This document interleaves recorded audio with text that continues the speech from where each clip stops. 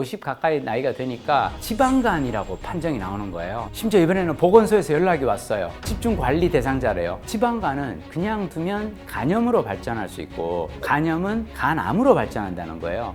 이제는 까딱 잘못하면 삶이 빨리 끝날 수도 있겠다라는 생각이 들고요. 지방간은 없애야겠더라고요. 지방간을 없애기 위해서 제가 했던 건 뭐냐면 첫 끼는 먹고요. 간을 지키는 게 우리가 100세 시대 건강한 노후를 지키는 방법이라고 생각합니다.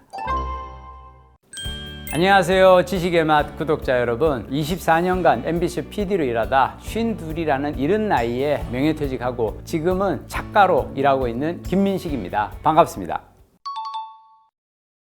제가 참 아끼던 대학 후배가 있는데요. 이 친구가 35 나이에 간암 말기 판정을 받았어요. 결혼 안 하고 혼자 지내는 친구였는데 마지막에 가서는 대학병원에서 안 받아주더라고요. 간암 말기 환자는 병원에서 더 이상 해줄 수 있는 뭐 수술이나 처치가 없고 그냥 집에서 이렇게 요양하라 그래서 이 친구가 서울에서 혼자 살고 있는 친구였는데 어느 날 이렇게 연락을 했더니 장충동에 있는 모 호텔에서 지내고 있다는 거예요. 그래서 내가 만나서 왜 그런지 물어봤더니 자취집에 자기가 혼자 있으면 밤사이에 무슨 일이 있어도 사람들이 이렇게 알 수가 없어서 그냥 몇 주가 그냥 갈 수 있죠. 근데 호텔에서 투숙하고 있으면 적어도 하루에 한 번 이 청소하느라고 이렇게 직원분이 오시니까 발견하기가 쉽지 않겠냐. 그래서 호텔에서 지낸다 그래서 자, 그 얘기를 듣고 참 마음이 좀 안 좋아서 그 친구를 데려와서 저희 집에서 같이 생활을 했어요. 제가 그때 깨달은 게 간암 말기가 되잖아요. 몸에 살이 쏙 빠집니다. 그래서 뼈밖에 안 남은 앙상한 친구인데 그 친구가 키가 180이 넘는 아주 건장한 친구였는데 마지막 정도 하니까 살이 쏙 빠지고 아침에 일어나면 그 친구가 자는 그 작은 방에서 신음소리가 들려요. 그러니까 가보면 살이 이렇게 싹 다 빠지잖아요. 그러면 밤새 자다 보면 이 뼈가 배기는 거죠. 그래서 제가 이제 새벽에 이 친구 이렇게 깨고 나면 이렇게 등을 마사지 해주면서 이 뭉친 데를 제가 풀어주면서 앙상한 이 후배의 몸을 보는 게 너무 마음이 아팠거든요. 나중에 후배가 38 나이에 이제 세상을 떠나고 난 다음에 저는 간암이 너무 무서운 병이라는 걸 깨달았어요. 근데 제가 어느 날 건강검진을 했더니 지방간이 나온 거예요. 보니까 지방간은 그냥 두면 간염으로 발전할 수 있고 간염은 방치하면 간암으로 발전한다는 거예요. 지방간은 없애야겠더라고요. 어떻게 하면 지방간을 없앨까? 사실 후배가 간암이 오게 된 이유가 뭘까 생각해 보니까요. 그 친구는 사실은 책임감이 아주 강한 친구였어요. 30대 중반의 나이에 우리나라 대기업에서 팀장으로 일하면서 밤을 새워 일을 하고 팀장이니까 팀원들도 챙기죠. 그러다가 프로젝트가 하나 딱 끝나잖아요. 그럼 이 친구가 그러더라고요. 자기는 프로젝트 끝나고 나면 그동안 늘 야근하느라 고생한 팀원들 데리고 회식을 간다는 거예요. 근데 회식을 가서 폭탄주를 마신다는 거예요. 집에 일찍 가기 위해서는 회식 가서 빨리 취하는 게 좋다는 거예요. 그래서 한시라도 빨리 취하기 위해서는 소주하고 맥주하고 이렇게 해서 폭탄주를 마셔서 가는데 나중에 얘기 들어보니까 간에 무리가 가는 거는 첫 번째 피로. 우리가 잠을 제대로 못 자고 휴식을 제대로 취하지 못하면 간에 피로가 가는데 간이 피로한 상태에 음주하는 거는 간을 몇 배로 지치게 해서 간을 힘들게 하는 거더라고요. 그래서 저는 첫 번째로 지방간을 없애기 위해서 제가 했던 건 뭐냐면 무리한 조금 이렇게 줄이고 일을 줄이고 좀 잠을 좀 잘 자면서 휴식을 잘 취하려고 했고요. 그리고 피곤할 때 술 마시는 거. 저는 더 이상 이제 술은 안 마셔요. 딱 끊었고 그리고 마지막 세 번째로 알코올성 지방간 못지않게 무서운 게 이제는 비알코올성 지방간이거든요. 우리가 음료에서 달달한 음료 뭐 이렇게 달달구리를 통해서 마시는 그 모든 것들이 안에 들어가 있는 액상과당이 우리 몸에 들어가면 간에 가서 지방으로 보존이 된단 말이죠. 그래서 저는 더 이상 이제 액상과당 달달한 음식도 달달한 음료도 마시지 않습니다. 간을 지키는 게 우리가 100세 시대 건강한 노후를 지키는 방법이라고 생각합니다. 제가 이 김민식의 내 몸을 바꾸는 평생 루틴이라는 이 책을 한 5년에 걸쳐 준비를 해왔어요. 제가 생각하기에 건강을 지키는 데서 가장 중요한 것 중 하나는 아침 식사입니다. 아침 식사를 건강하게 하는 거예요. 왜 그러냐면 우리가 일을 하는 입장에서는 점심과 저녁은 통제하기가 쉽지가 않아요. 점심은 우리가 회사에서 먹겠죠. 직원들과 같이 회식을 가든지 아니면 구내 식당에서 먹든지, 저녁은 우리가 일하고 나서 그래도 퇴근할 때 그래도 뭔가 좀 이렇게 직장 근처에서 뭘 좀 맛있는 걸 먹고 그러고 집으로 가서 쉬려고 하겠죠. 우리가 통제할 수 있는 가장 좋은 식단은 아침 식사거든요. 지난 5년간 제가 건강관리를 위해서 해본 다양한 식단 중 가장 중요한 건 뭐냐면 아침에 일어나서 먹는 첫 끼를 채소 샐러드로 먹는 겁니다. 그래서 저는 이 대접 한가득 채소로 이렇게 샐러드를 만들고요. 그리고 그 샐러드 위에 올리브 오일을 이렇게 두르고 발사믹 식초 뿌리고, 그리고 하루 한 줌 견과, 아몬드라든지 땅콩이라든지 다양한 견과류를 한 줌 정도 이렇게 뿌리고요. 제철 과일 이렇게, 요즘 같은 경우는 딸기가 맛있어서 저는 딸기 한 3개 정도 이렇게 올려서 이렇게 해서 먹습니다. 저는 건강을 위해서 제일 중요한 건 첫 끼는 섬유질을 먹고요. 두 번째로, 그러고 난 다음에 저는 달걀 부침이라든지 아니면 닭가슴살 스테이크 같은 걸로 단백질을 보충을 하고요. 마지막으로 현미식 탄수화물을 먹습니다. 원래는 저는 그냥 채소 샐러드만으로 아침 식사를 했는데요. 그랬더니 아침에 운동할 때 탄수화물이라든지 단백질이 안 들어간 상태에서 섬유질만 먹고 운동을 하잖아요. 그러면 에너지를, 근육을 빼서 에너지로 쓰더라고요. 그래서 오히려 우리 몸이 필요로 한 어떤 단백질은 안 들어오고 우리 몸이 필요로 한 근육은 만들어지지 않고, 근육은 오히려 빠지고, 약간 배가 고프다라고 생각하고 배고픈 와중에도 뭔가 계속 움직임이 있으니까 몸은 위기 상황이라고 생각해서 들어오는 조금의 어떤 이 식사도 다 지방으로 바꿔서 보관을 하는 거예요. ET 같은 체형이 되는 거죠. 근육이 줄어들어서 팔다리는 가늘어지고 복부 비만만 심해지는. 그래서 제가 요즘 하는 생각은 아침은 첫 번째는 섬유질, 그 다음으로 단백질, 탄수화물 이렇게 골고루 제대로 먹는 게 건강을 지키는 방법이라 생각합니다. 왜냐? 자, 문제는 이렇게 해서 아침을 거르잖아요. 나는 회사에 가서 일을 해야 돼요. 공복 상태예요. 허기져요. 내 몸은 이걸 위기 상황이라고 생각합니다. 먹지는 못하고 뭔가 스트레스 받으면서 일을 하고 있으니까 코르티솔 호르몬이 나오고, 자, 그럼 우리 몸이 하는 반응은 뭐냐면 뭔가 이 위기 상황을 극복하기 위해서 에너지를 빠르게 보충할 수 있는 달고 기름진 음식에 대한 어떤 갈망을 크게 만들어요. 문제는 이게 소화에 그리 좋지가 않고요. 이걸 먹으면 우리 몸은 또다시 자극적인 음식을 먹고 나서 또 스트레스 호르몬이 더 올라가요. 그래서 저녁 때쯤 되면, 퇴근할 때쯤이 되면 이제 지치죠. 스트레스 호르몬으로 지치고, 그러면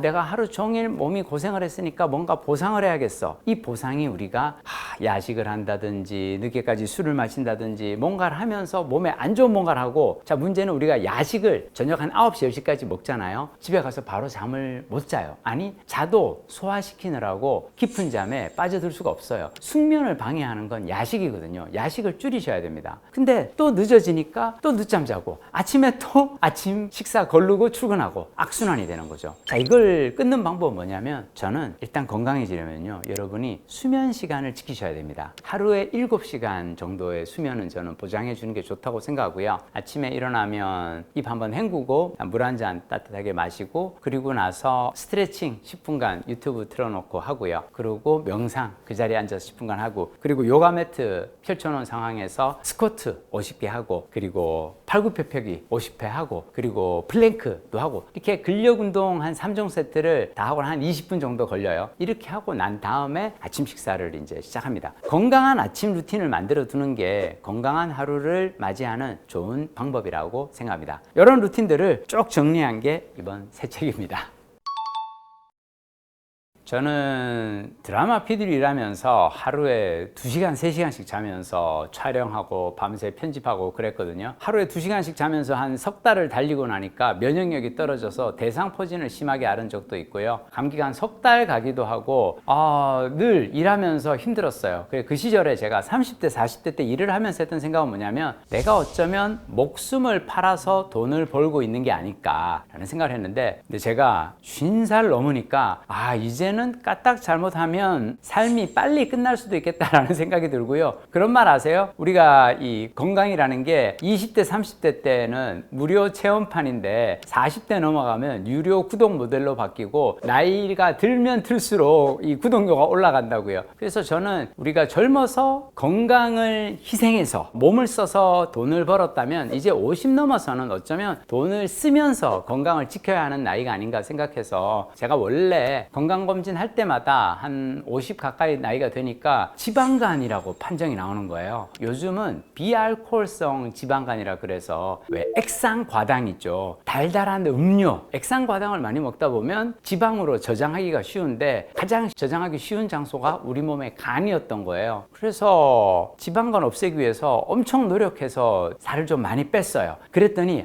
지방간이 사라졌어요. 다시 건강검진 받아보니까 당뇨병 전 단계라는 거예요. 저 당뇨병도 엄청 무섭거든요. 왜냐하면 당뇨병이라는 게 사실은 다양한 심혈관 질환의 원인이 되기도 하고, 또는 제가 가장 두려워하는 저는 질병 중 하나는 치매인데, 나이 7, 80 넘어서 올 수 있는 치매의 원인 중 하나가 당뇨라는 거예요. 그냥 의사 선생님이 그러시더라고요. 간단하게는 먹는 거 줄이고 운동을 늘려라, 건강관리 한번 진심으로 해보자 해서 제가 진짜 열심히 건강관리를 했어요. 그래서 아침은 그냥 채소만 먹고 나가서 2시간 탁구 치고, 저녁에는 줌바 수업 받고, 낮에는 막 헬스장 가서 막 쇠질하고 막 그랬거든요. 그 다음에 건강검진 받았는데 또 고혈당이라고, 심지어 이번에는 보건소에서 연락이 왔어요. 집중관리 대상자래요. 잘못하면 이제 대사증후군까지 갈 수 있다고 의사 선생님한테 얘기를 했어요. 저 분명히 먹는 거 줄이고 식단 관리하면서 운동 열심히 했는데 왜 혈당이 높을까요? 선생님은 근육량이 부족합니다. 근데 근육이라는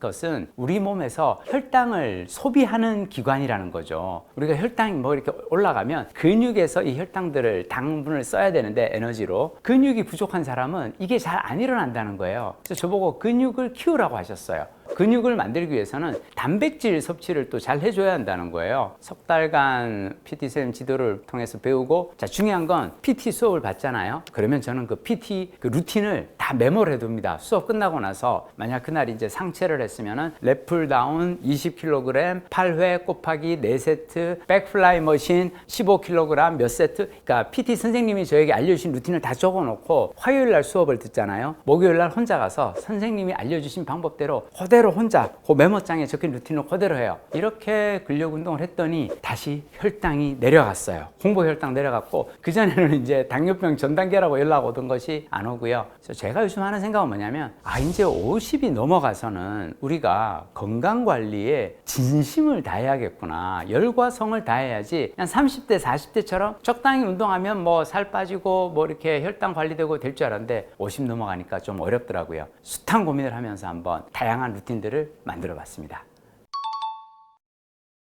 여러분들이 챗GPT를 활용해서 건강관리할 때 중요한 건 데이터가 쌓여야 됩니다. 저는 매주 한 번씩 공복 혈당을 측정을 합니다. 아침에 일어나서 그 혈당 측정기 있잖아요. 그걸로 이렇게 측정을 하고, 그러고 나서 이게 주간 데이터가 쭉 쌓이잖아요. 그럼 요거를 제가 이제 챗GPT한테 물어봐요. 지금 현재 내 몸의 변화는 어떤가, 이런 거 물어보고요. 그리고 요즘 이제 연속 혈당 측정기라고 있죠. CGM이라고 하는 연속 혈당 측정기를 한 번씩 쓰고, 그걸 쓰면서 나의 몸의 변화를 들여다봅니다. 그러니까 우리가 일주일에 한 번 그냥 피 이렇게 뽑아서 공복 혈당 측정하는 거는요, 이렇게되면 우리 몸의 상태를 사진으로 착 그냥 찍는 거예요. 사진이에요. 근데 연속 혈당 측정기는 사진이 아니라 동영상이죠. 계속 내 몸 속에서 일어나는 혈당 수치의 변화를 보여주거든요. 이게 근데 저는 계속 하시라는 얘기 아니고, 한 번 정도 해보고 내 몸이 언제 혈당이 오르고 언제 혈당이 좀 잠잠해지는지 이런 걸 한번 들여다보면서 찾아볼 필요가 있고요. 이걸 이제 하면은 그래프가 나옵니다. 하루짜리 혈당이 하루 안에서 어떻게 오르고 내리는지 그래프도 있고요. 또는 일주일간의 평균 그래프도 있고요. 이걸 저는 챗GPT한테 보여줍니다. 스마트폰 앱에 나오는 그 데이터를 캡처를 해서 챗GPT한테 올리고, 내 몸의 상태가 어떤지 알려줘. 챗GPT가 설명을 해줘요.